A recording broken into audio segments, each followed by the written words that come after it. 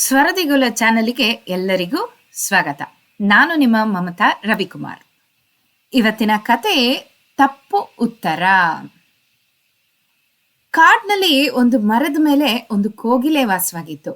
ಅದೇ ಮರದ ಮೇಲೆ ಬೇರೆ ಬೇರೆ ಪಕ್ಷಿಗಳು ಕೂಡ ವಾಸವಾಗಿದ್ವು. ಕೋಗಿಲೆಗೆ ಖುಷಿಯಾದಾಗ ಅದು ಹಾಡ್ತಿತ್ತು. ಇದರಿಂದ ಬೇರೆ ಬೇರೆ ಪಕ್ಷಿಗಳಿಗೆ ಒಂಥರ ಕಿರಿಕಿರಿ ಆಗ್ತಾ ಇತ್ತು. ಒಂದು ದಿನ ಎಲ್ಲ ಪಕ್ಷಿಗಳು ಸೇರಿ ಅದನ್ನ ಅಲ್ಲಿಂದ ಓಡಿಸ್ಬಿಡೋಣ ಅಂತ ಹೇಳಿ ಮಾತಾಡ್ಕೊಂಡ್ವು. ಮಾರನೇ ದಿನ ಅವು ಅನ್ಕೊಂಡ್ ಹಂಗೇನೆ ಪಾಪ ಆ ಕೋಗಿಲೆಯನ್ನ ಅಲ್ಲಿಂದ ಓಡಿಸ್ಬಿಟ್ರು. ಅದು ಕಾಡಿನ ಹೊರಗಡೆ ಇರೋ ಒಂದು ಒಣ ಮರದ ಮೇಲೆ ಹೋಗಿ ಕುಳಿತುಕೊಂಡಿತ್ತು. ಅಷ್ಟರಲ್ಲೇ ಮತ್ತೊಂದು ಕೋಗಿಲೆ ಅಲ್ಲಿಗೆ ಬಂದ್ಬಿಟ್ಟು ನನ್ ಬಂದು ಯಾವ್ದೋ ನಿರಾಶೆಯಾಗಿ ಕುಳಿತಿದೆ ಅಲ್ಲ, ಇರು ಒಂದ್ ಸ್ವಲ್ಪ ಮಾತಾಡ್ಸೋಣ ಅಂತ ಹೇಳಿ ಅದ ಹತ್ರ ಹೋಗಿ ಅದನ್ನ ಏನಾಯ್ತು ನಿನಗೆ ಅಂತ ಹೇಳಿ ಕೇಳ್ತು. ಅದಕ್ಕೆ ಮೊದ್ಲು ಹೋಗಿ ಕೂತಿತ್ತಲ್ಲ ಕೋಗಿಲೆ, ನಿರಾಶೆಯಾಗಿ ಕೂತಿತ್ತಲ್ಲ, ಅದು ಹೇಳ್ತು, ನಾನು ಕಾಡಿನಲ್ಲಿರೋ ಒಂದು ಮರದ ಮೇಲೆ ವಾಸ ಮಾಡ್ತಾ ಇದ್ದೆ. ನನಗೆ ಖುಷಿಯಾದಾಗ ಹಾಡ್ತಿದ್ದೆ.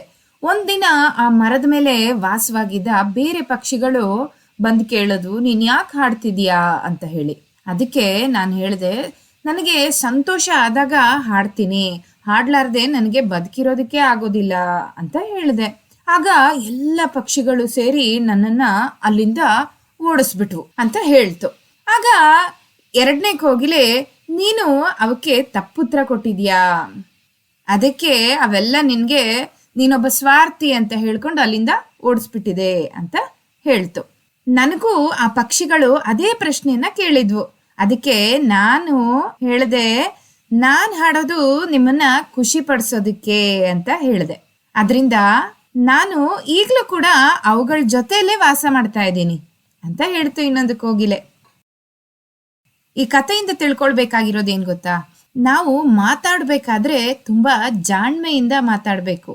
ನಾವು ಮಾತಾಡೋದು ಬೇರೊಬ್ಬರಿಗೆ ಖುಷಿ ಕೂಡ ಕೊಡ್ಬೇಕು, ನಮ್ಮ ಕೆಲಸ ಕೂಡ ಆಗ್ಬೇಕು. ಆ ರೀತಿಯಾಗಿ ನಾವು ಮಾತಾಡ್ಬೇಕು.